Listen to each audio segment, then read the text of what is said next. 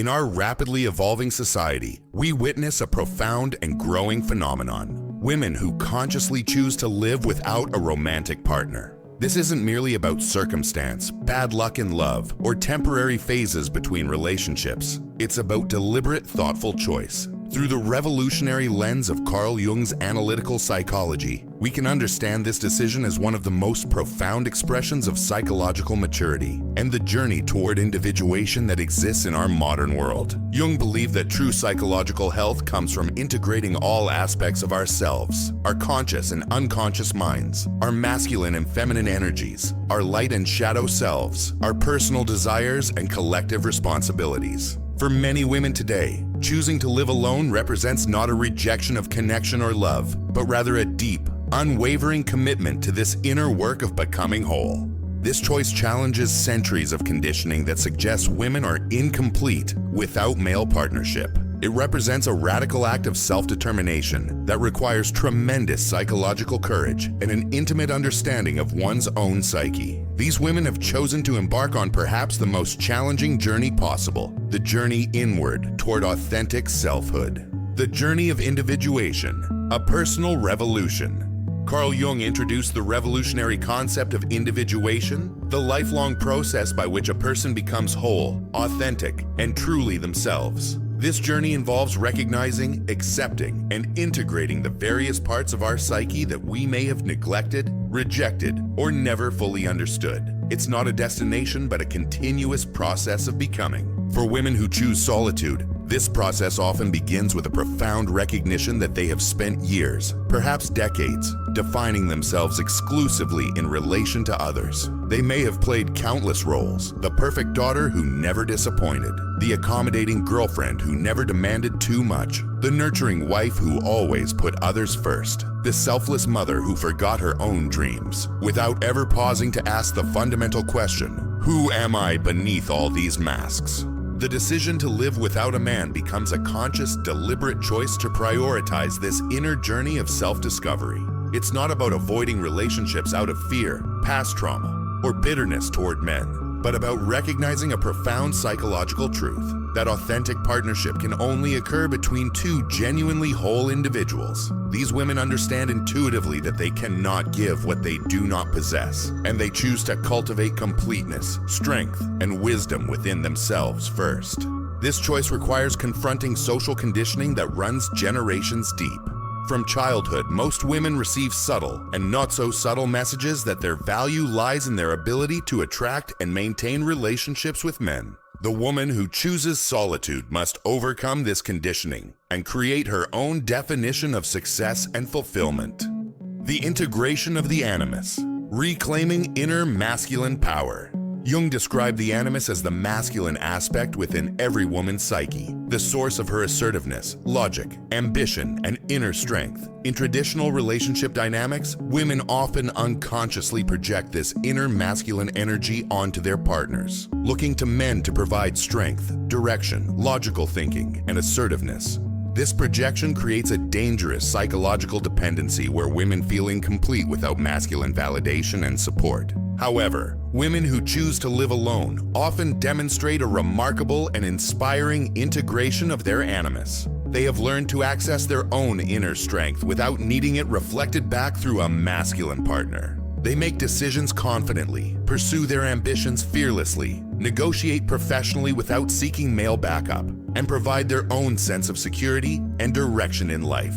This integration doesn't make them less feminine, quite the opposite. It makes them more complete, more whole, and paradoxically more capable of healthy relationships when and if they choose to pursue them. A woman who has integrated her animus brings her full self to any relationship, rather than half a person seeking completion through another. These women often excel professionally because they've learned to trust their own judgment and assert their ideas without apologizing. They start businesses, pursue advanced degrees, travel alone to foreign countries, buy their own homes, and make major life decisions without consulting male opinions or seeking masculine approval. This self-reliance creates a powerful psychological foundation that influences every aspect of their lives. The integration of the animus also means these women have learned to protect themselves psychologically and emotionally.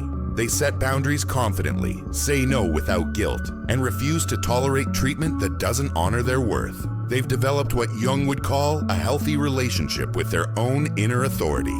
The shadow work of solitude, confronting the hidden self.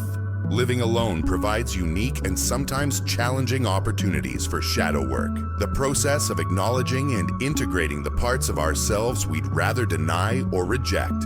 In relationships, we often unconsciously use our partners as psychological mirrors, seeing our own rejected qualities reflected in them, and then criticizing or trying to change these qualities in our partners rather than acknowledging them in ourselves. We might criticize our partner for being too emotional when we've spent years suppressing our own feelings, or call them too selfish when we've neglected our own needs for so long we've forgotten what they are. We might judge them for being weak when we're afraid of our own vulnerability, or too ambitious when we've abandoned our own dreams. Women who live alone must face these shadow aspects directly and courageously. Without a partner to project onto, they must confront their own anger, their own neediness, their own selfishness, their own fears, and their own imperfections. This direct confrontation with the shadow is initially uncomfortable, but ultimately leads to greater self-awareness, emotional maturity, and psychological integration. They learn to sit with difficult emotions, anger, sadness, fear, jealousy, resentment, without immediately seeking comfort, distraction, or validation from others. They develop an intimate and honest relationship with their own inner landscape, understanding their psychological triggers, their emotional patterns, and their unconscious motivations. This inner work creates a level of emotional stability and self-knowledge that doesn't depend on external validation or support. Through shadow work, these women often discover parts of themselves they never knew existed. They might find they're more ambitious than they ever allowed themselves to be, more creative than they ever had space to express, or more spiritually inclined than they ever had time to explore. The shadow isn't only negative, it also contains our unlived potential, our suppressed talents, and our authentic desires. The reclaiming of the feminine. Beyond social conditioning.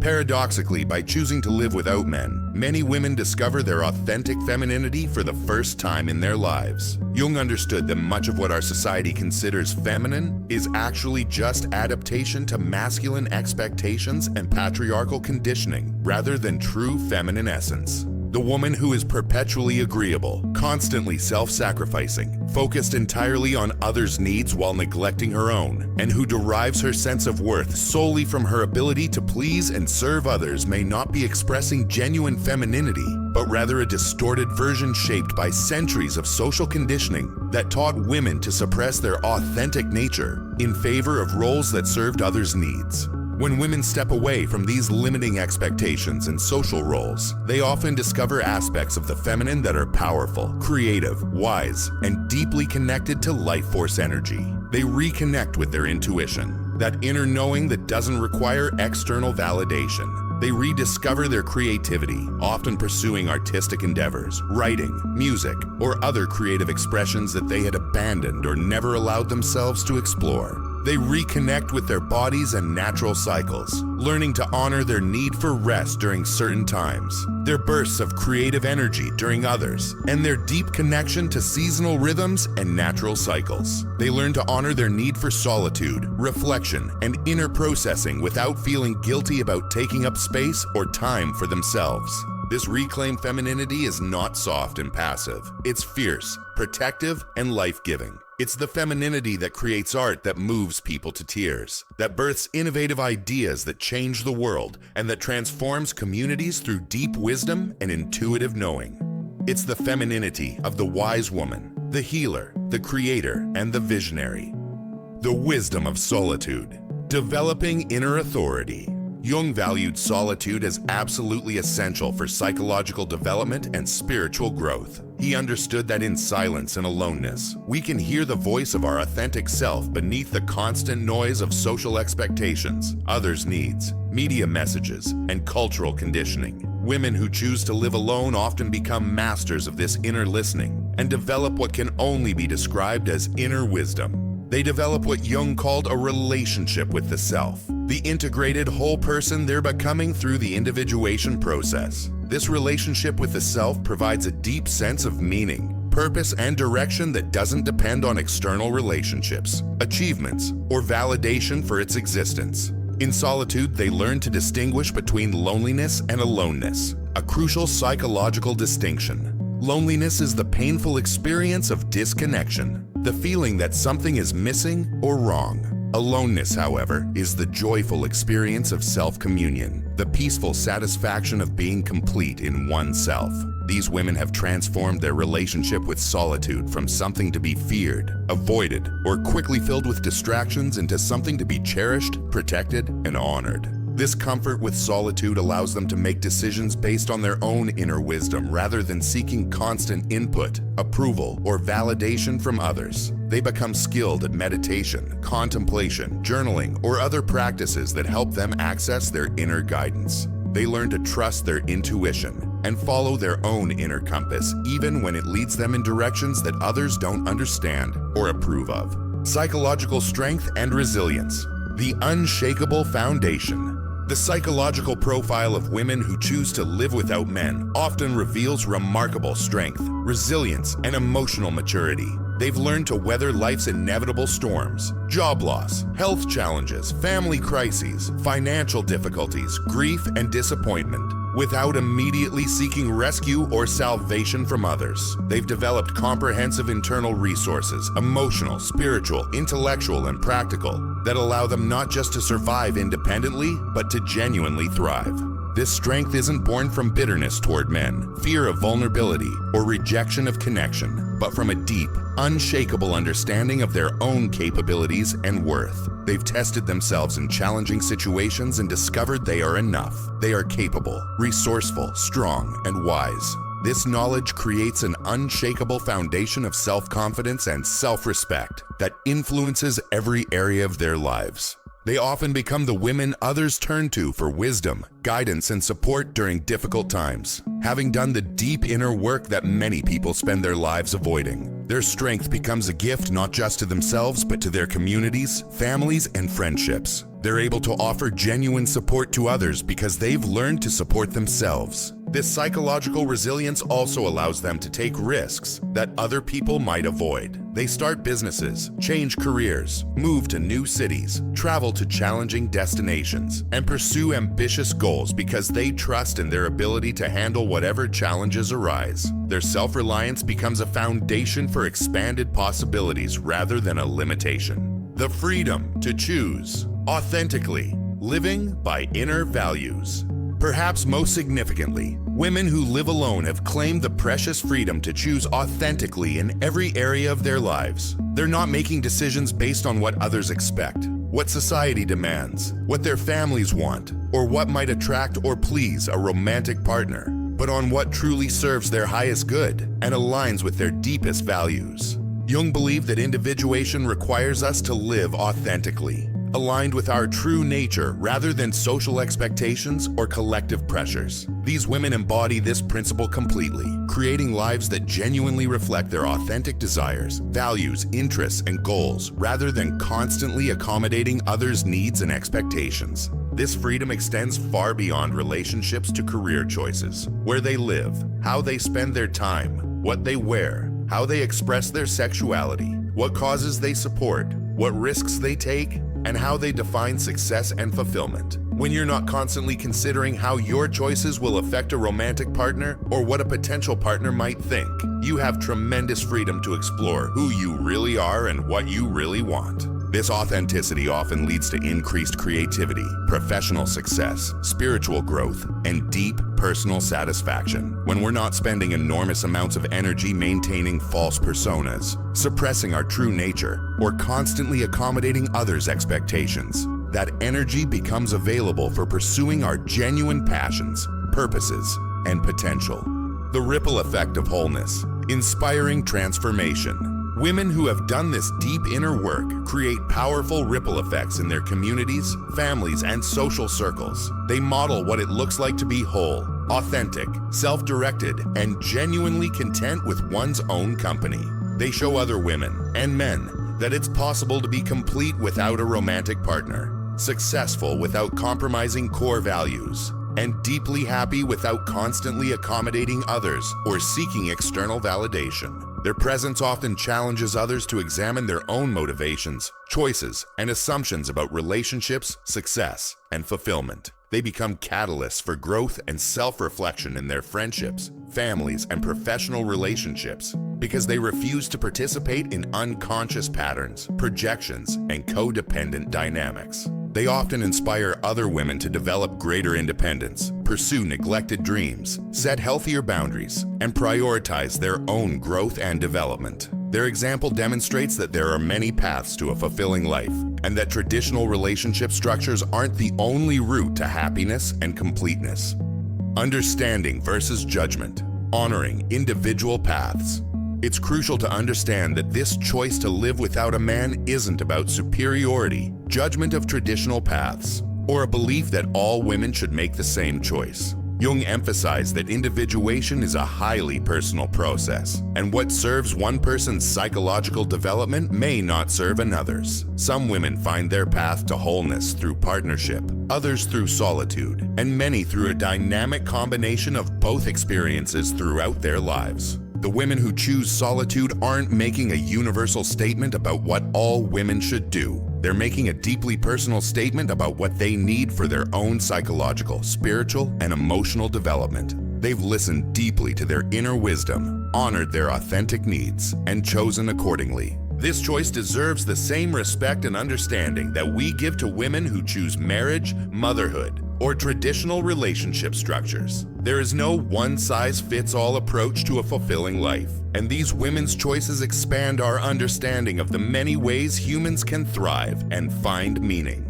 The spiritual dimension, connection to something greater. Many women who choose to live alone develop a deep spiritual connection that provides meaning, purpose, and a sense of belonging to something greater than themselves. Without the distractions and demands of romantic relationships, they often have more time and energy to explore spiritual practices, develop their relationship with nature, engage in creative expression as a form of spiritual practice, or pursue philosophical and existential questions. This spiritual dimension often becomes a source of profound fulfillment that rivals or surpasses what many people seek in romantic relationships. They might develop practices of meditation, prayer, yoga, creative expression, time in nature, or service to others that provide deep meaning and connection. Jung believed that spiritual development was an essential part of psychological maturity and individuation. These women often embody this principle, finding ways to connect with transcendent meaning and purpose that don't depend on another person for their existence. Conclusion: the courage of authentic living. Carl Jung once wrote, "The privilege of a lifetime is to become who you truly are." The women who choose to live without men demonstrate this principle in its most powerful form. They've had the extraordinary courage to prioritize their own psychological development over social expectations, their authenticity over approval, their wholeness over the comfort and security of traditional roles and relationships. Their choice represents not a rejection of love or connection, but a commitment to approaching all relationships, romantic, platonic, familial, and professional, from a place of wholeness rather than need, strength rather than dependency, and authenticity rather than performance. They understand that the most profound and important relationship they can have is with themselves, and that all other relationships flow more naturally and healthily from this strong foundation. In a world that often tells women they're incomplete without a partner, insufficient without external validation, and selfish for prioritizing their own needs and development, these women stand as living proof that wholeness, fulfillment, and deep contentment come from within. They've done the difficult, often lonely work of integration, shadow confrontation, authentic self-discovery, and psychological development that many people avoid their entire lives. Their lives serve as powerful inspiration for anyone seeking to live with greater authenticity, psychological freedom, and alignment with their true nature. They remind us that there are many paths to a meaningful life, and that the courage to follow our authentic path, regardless of social expectations or conventional wisdom, is one of the greatest gifts we can give ourselves and the world. Through Jung's transformative lens, we can see these women not as anomalies, rebels, or women who couldn't find a man, but as individuals who have taken seriously the deepest call of human existence, the call to individuation, wholeness, and authentic self-expression. They've answered the profound psychological imperative to become whole, integrated, and genuinely themselves. In doing so, they light the path for others who seek the same courage to live authentically, regardless of societal expectations, family pressures, or conventional definitions of success and fulfillment. Their choice reminds us all that the greatest relationship we can have is with our own authentic self, and that from this foundation of self-knowledge, self-respect, and self-love, all other connections, whether we choose them or not, can be approached with wisdom, strength, emotional maturity, and genuine love, rather than neediness, fear, or unconscious projection. This analysis draws from Carl Jung's revolutionary concepts of individuation, anima-animus integration, shadow work, and the lifelong journey towards psychological wholeness. It offers one perspective on a complex topic and recognizes that paths to fulfillment, meaning, and happiness are deeply individual and deserving of respect and understanding.